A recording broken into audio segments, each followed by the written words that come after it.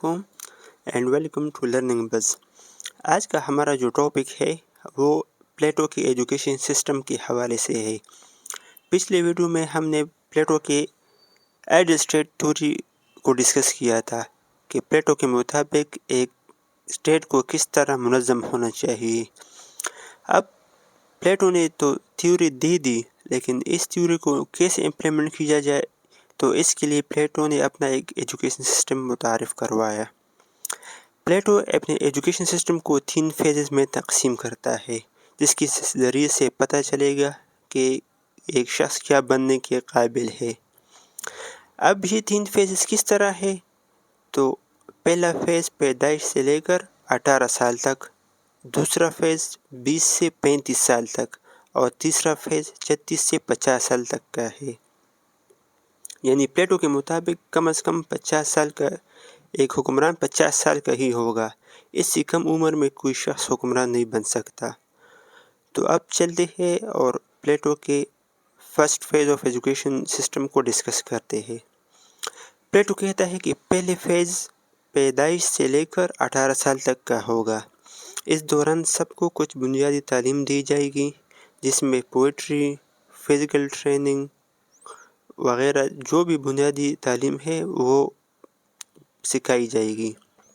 18 साल के बाद एग्ज़ामिनेशन होगा जो 2 साल तक होगा। इसमें कुछ लोग तो फेल हो जाएंगे और कुछ पास। तो जो फेल हो जाएंगे वो प्लेटो के मुताबिक वो आर्टिसंस बनेंगे, यानी मज़दूर बनेंगे।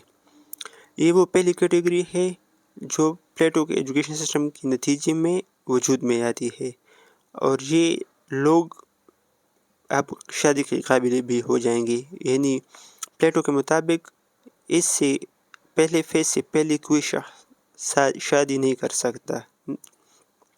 अब जो पास हो जाएंगे तो वो दूसरे फेज़ में आ जाएंगे। प्लेटो के मुताबिक दूसरा फेज़ 20 से 35 साल तक होगा। इसमें जो चीज़ें सिखाई जाएगी उनमें मैथ्स, साइंस और फिलोसफी वगैरह शामिल है। इसके साथ साथ ही उनको मिलिट्री ट्रेनिंग भी करवाई जाएगी। 35 साल में एक और एग्ज़ाम होगा। इसमें भी कुछ लोग पास होंगे और कुछ फेल।